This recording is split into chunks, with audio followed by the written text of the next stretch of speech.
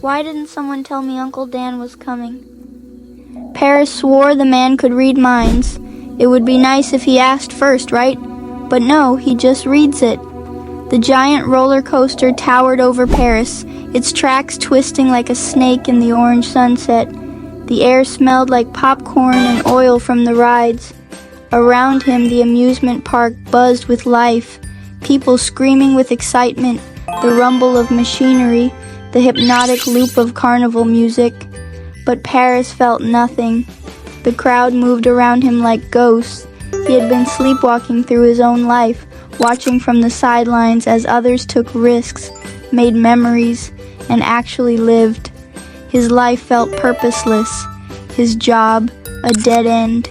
8 hours a day, staring at a screen, doing work that didn't matter. His relationships, surface level, filled with small talk and empty promises.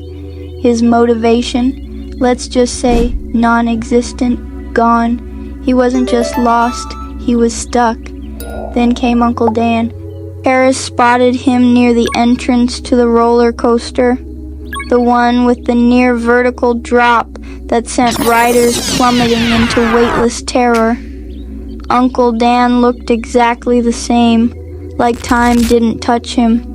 A sharp haircut, the right touch of gray at the sides, aging just enough to make him look distinguished, never old. He stood there, effortlessly composed, watching everything like a man who already knew how the story ended. Unlike everyone else rushing from ride to ride, glued to their phones, Uncle Dan simply observed. Paris had never been able to figure out how he did it, how he always seemed to be 3 steps ahead. It was unsettling. Uncle Dan's gaze landed on him. Paris, you afraid of heights? Paris blinked. No, just thinking. Uncle Dan smirked, nodding toward the ride. People love this coaster because for a few seconds they feel like they're flying. No control, no guarantees, just pure adrenaline, and yet they line up for it. He turned to Paris. Funny, isn't it? They'll trust a machine built by strangers but won't trust themselves to take a risk on their own future. Paris frowned. What do you mean? You look like a guy stuck at the edge of a decision. Something tells me this isn't about a roller coaster. A strange sensation crawled over Paris's skin. The evening air pressed against him, thick with heat and the scent of fried food. Screams echoed from the coaster as it climbed higher, higher, before plunging into the unknown.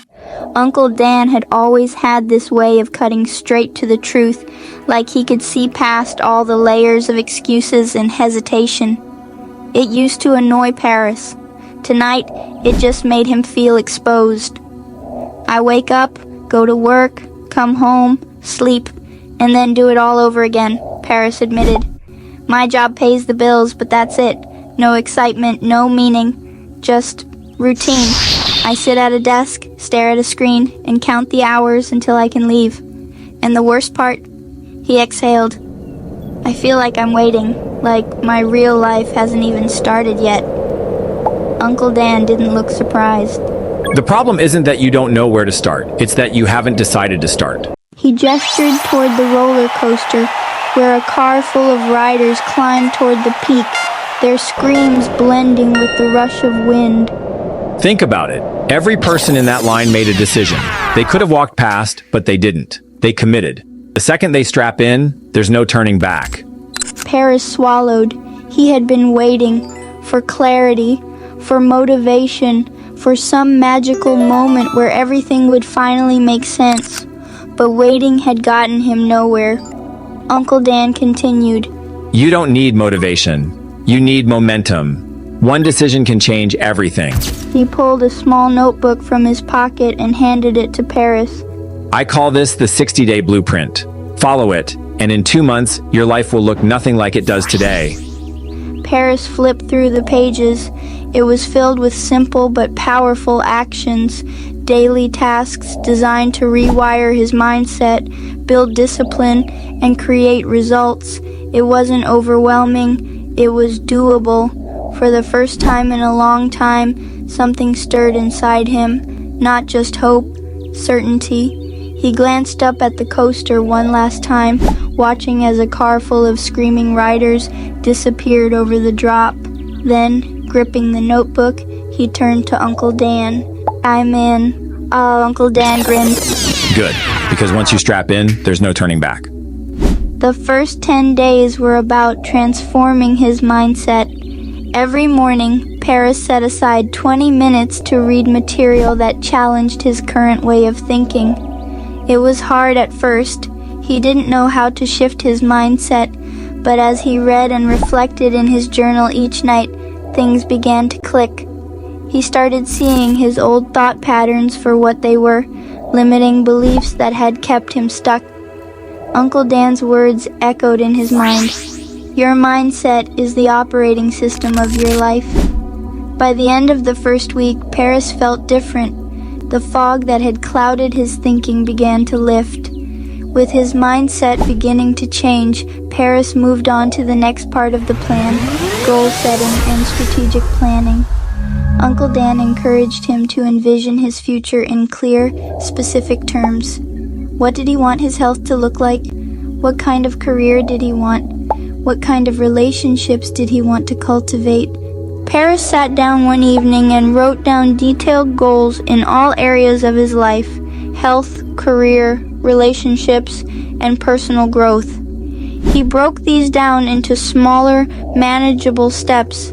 It was a lot of work, but it felt good to have a clear direction. For the first time in a long time, he had a map for the future. Now it was time for the real work to begin. Every morning, Paris woke up at 6 a.m. to begin his new routine. First, a short jog to get his body moving, then 10 minutes of meditation to calm his mind. Afterward, he spent 20 minutes learning something new, whether it was reading a book or listening to a podcast. The most difficult part was planning his day. Each morning, Paris made a list of the most important tasks and set clear goals. It wasn't easy, and some days he felt like giving up. But as Uncle Dan had told him, success was built on daily disciplines. Slowly, Paris began to see the results of his efforts. He was more focused, more productive, and, most importantly, he was taking consistent action toward his goals. Paris quickly learned that his environment played a huge role in his success. Uncle Dan had always told him, your environment shapes your behavior more than willpower ever could. So, Paris started making changes. He cleaned and organized his workspace, eliminating distractions. He set up a dedicated area for focused work and removed anything that didn't serve his goals.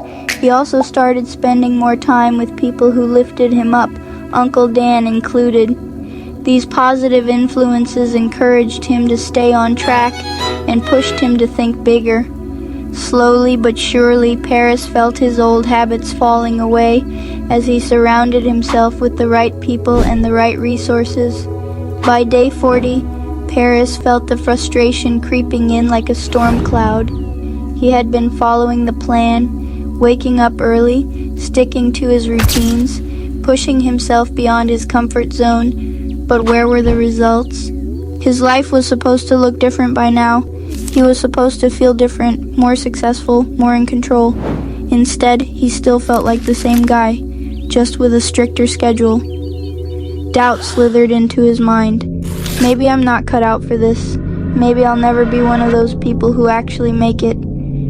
Uncle Dan, as always, seemed to sense his thoughts before Paris even spoke them. One evening, as they sat on a park bench, Uncle Dan reached down and picked up a seed from the ground. He rolled it between his fingers, then looked at Paris. You ever plant a tree before? Uncle Dan asked. Paris shook his head. Uncle Dan smirked. Well, let me tell you how it works. You do know all laws are microcosmic, right? The way things work in nature is the way they work in life. Paris narrowed his eyes slightly, intrigued. Uncle Dan continued. You take this seed, you put it in the dirt, and you water it every day. For weeks, sometimes months, nothing happens. The ground looks exactly the same. No sprouts, no leaves, just dirt. And you start wondering, did I do it wrong? Is this even working? Paris frowned, already seeing where this was going. Uncle Dan leaned forward. Now imagine someone planting a mango tree. After 6 months, they're checking every day expecting mangoes to start growing, but there's nothing, just a small sapling. So they start getting frustrated. A year passes. The tree has grown, but still no fruit. They start doubting. Maybe I planted it in the wrong spot. Maybe I got a bad seed. By year 2, the tree is taller, its branches stretching outward. But still, no mangoes. At this point, most people would walk away. Some would even rip the tree out of the ground, thinking it was a failure, without realizing they were only a season away from seeing the first fruit. Uncle Dan turned, meeting Paris's eyes. Success works the same way. Most people quit because they don't see instant results. They stop watering the seed before it ever has the chance to bear fruit. Paris exhaled. Uncle Dan leaned back, letting the silence sink in. Then, with a slight smirk, he added, The ones who win? They're the ones who keep showing up. They keep watering the tree, even when it feels pointless, because they understand. The fruit always comes in its season, not when you demand it. Paris stared ahead, watching a family in the distance, laughing as they tossed a frisbee. Maybe my frustration isn't proof of failure. Maybe I'm just in the stage where most people give up. He clenched his jaw. He made a decision. He wouldn't be one of them. That night, as he sat at his desk, he opened his journal and wrote 3 words. Keep watering it. From that day forward, every small win, no matter how invisible, was progress. Every disciplined action, every uncomfortable moment, every doubt that he pushed through. It was all part of the process. The roots were forming. And he was going to see this tree grow. By the time Paris reached day 50, he could see the transformation. His health had improved. He had more energy and felt stronger. His work was more focused, and his relationships had become deeper and more meaningful. The small habits he'd implemented were starting to compound, creating momentum he never thought possible. But there was still one more test. Would he sustain this change? Uncle Dan had warned him that after the 60 days, the real challenge would be to keep going. Paris had to think about the long-term picture. He had to build his life in a way that supported his goals and vision for the future. In the final days of his 60-day journey, Uncle Dan asked Paris a powerful question. What do you want your life to stand for? It was a question Paris hadn't really considered before, but as he reflected, he realized that his actions in the coming years would define his legacy. Paris set new long-term goals that aligned with his deeper purpose. He knew now that success wasn't just about what he achieved in the next 60 days, but about the lifelong journey of growth and contribution. On day 60, Paris stood at the threshold of a new life. He had changed in ways he never thought possible. He had built the habits, mindset, and environment to support his goals. But more importantly, he had learned the value of continuous growth. This journey wasn't the end, it was only the beginning. Paris felt ready for whatever came next. With Uncle Dan's mentorship and his own newfound commitment to self-improvement, he was prepared to continue his journey of growth, knowing that each day would be another step toward becoming the person he was meant to be. And so, Paris began a new chapter, not because his work was done, but because his journey had just begun.